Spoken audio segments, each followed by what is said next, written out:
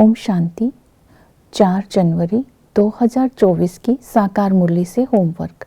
आज की मुरली से हम लक्ष्य लेंगे, विश्व की बादशाही लेने के लिए योग बल से माया जीत बनने का पुरुषार्थ करना है।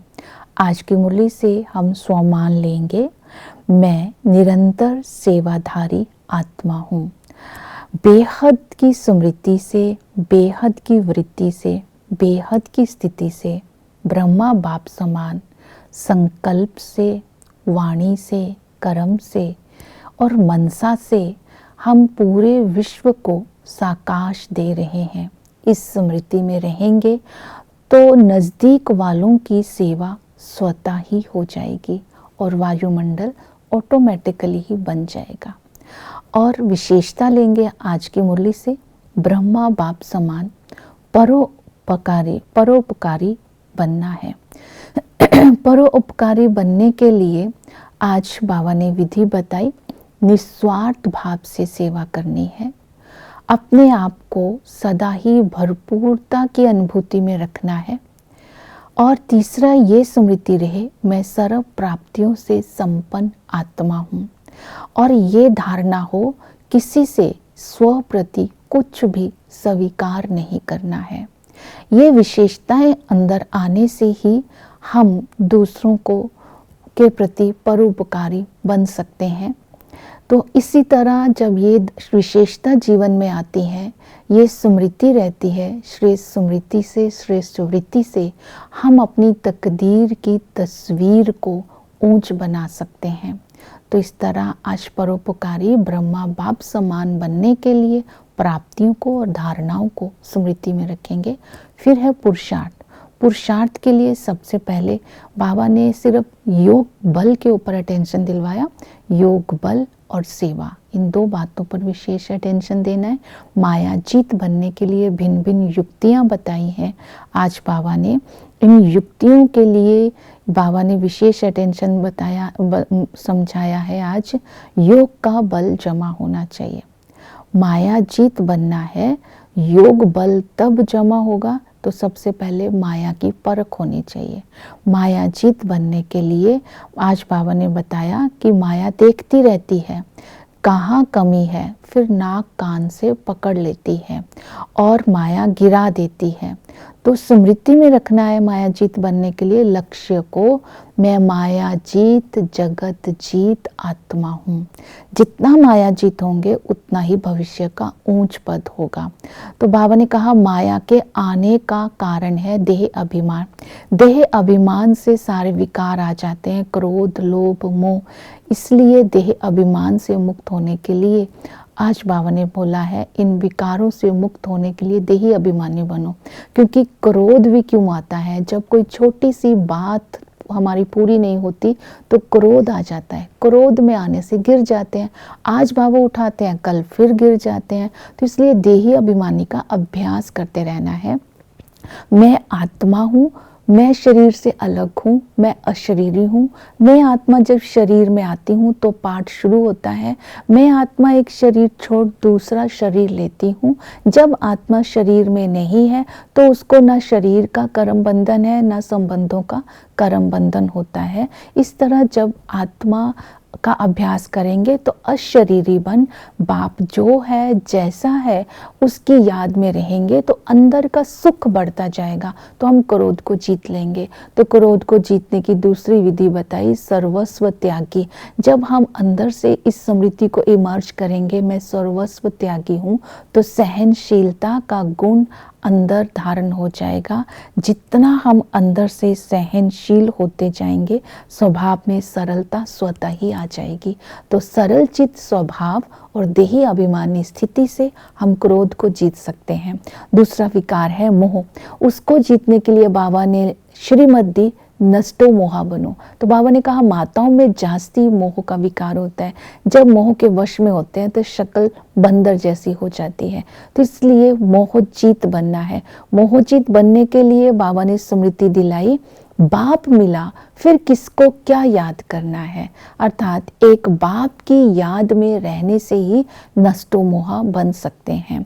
फिर बाबा ने कहा श्रीमत पर चलना है। कदम कदम पर जब हम बाप की श्रीमत पर चलते हैं तब भी हम नष्टो मोहा बन जाते हैं। बाप की श्रीमत में है किसी के नाम रूप में नहीं लटकना है और कर्म इंद्रियों से कोई भी विकर्म नहीं करना है। तो इस तरह जब ये श्रीमत बुद्धि में है तो मोह नहीं होगा। तीसरा, नष्टो मोहा बनने के लिए बाबा ने अटेंशन दिलवाया, ट्रस्टी बनो। ब्रह्मा बाप खुद भी ट्रस्टी बने और बच्चों को भी ट्रस्टी बनने की शिक्षा देते हैं कि तुम सब कुछ ट्रस्टी बन करके संभालो। ट्रस्टी बनना अर्थात किसी भी बात में ममत्व ना रहे। तो ट्रस्टीशिप जितना होगा उतना नष्टो मोहा होगे। नष्टो मोहा बनने के लिए बेहद का वैरागी बनना है। तो बाबा ने कहा ये सारी पुरानी दुनिया खत्म होने वाली है, हम इस पति दुनिया में नहीं रहेंगे, ये स्मृति रहे। अब ये दुनिया बदल रही है, हम जाते हैं अपने सुख धाम। तो जितना इस दुनिया से वैराग्य होगा, अपने आप इस देह को भी भूलते जाएंगे, संबंधों को भी भूलते जाएंगे, दुनिया को भी भूलते जाएंगे, तो नष्टो मोहा बनते जाएंगे। फिर बाबा ने कहा जितना नॉलेजफुल होंगे तो भी नष्टो मोहा बनेंगे।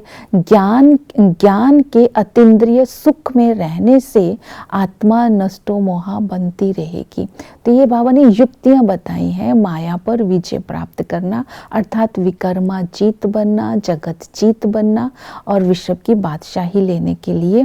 फिर बाबा ने कहा निरंतर याद करने के लिए बाबा ने कहा अल्फ की याद में रहना है।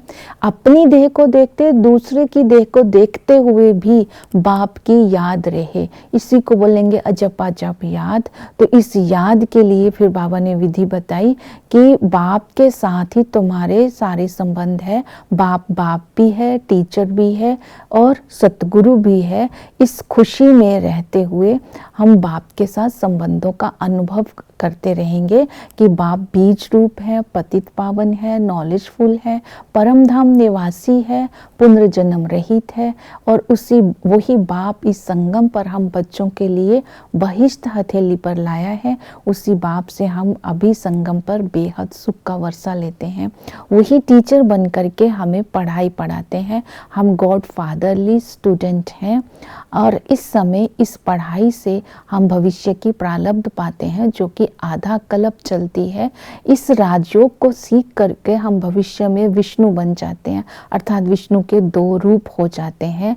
तो स्मृति रहे ज्ञान का सागर इस शरीर के द्वारा हमें पढ़ा रहा है। तो हमें पढ़ाने वाला स्वयं भगवान है। इस नशे में रहना है और सतगुरु आकर के हमें तीसरा नेत्र देता है। ये तीसरा नेत्र काम तब करता है अगर हम योग युक्त रहते हैं, हमारी मन बुद्धि किसी के साथ लटकती नहीं है, एक बाबा के साथ प्रीत बुद्धि रहते हैं, तब हम इस तीसरे नेत्र से स्वयं को पावन बनाते हैं।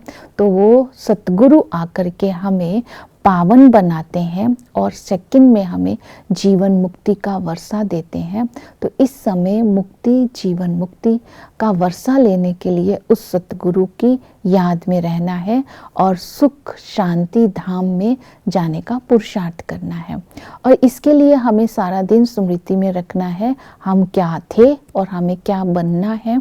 हम सतयुग में ऊंच पद के अधिकारी थे, राजा महाराजा थे, वहाँ सुख शांति संपत्ति थी, वहाँ अथाह सुख था, शांति थी।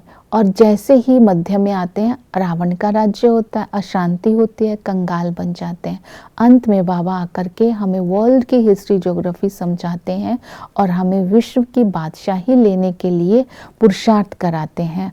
और सेवा के लिए बोला, बाबा ने कहा निरंतर तुम्हें सेवा करते रहना है और समझाना है कि ब्रह्मा विष्णु शंकर का क्या अर्थ है और त्रिमूर्ति का क्या अर्थ है, अर्थात स्थापना विनाश पालना। ये त्रिमूर्ति के चित्र में समझाना है। 84 जन्मों की कहानी समझानी है। चढ़ती कला उतरती कला के बारे में बताना है। पत्थर बुद्धि और पारस बुद्धि कैसे बनते हैं। और बाबा ने कहा कि सबको नवज देख करके समझाना है कौन किस ज्ञान को लेने लायक है। तभी परख शक्ति होगी, तभी हम दूसरों को ज्ञान समझा सकते हैं और अपनी अवस्था को देही अभिमानी बनाना है। ओम शांति।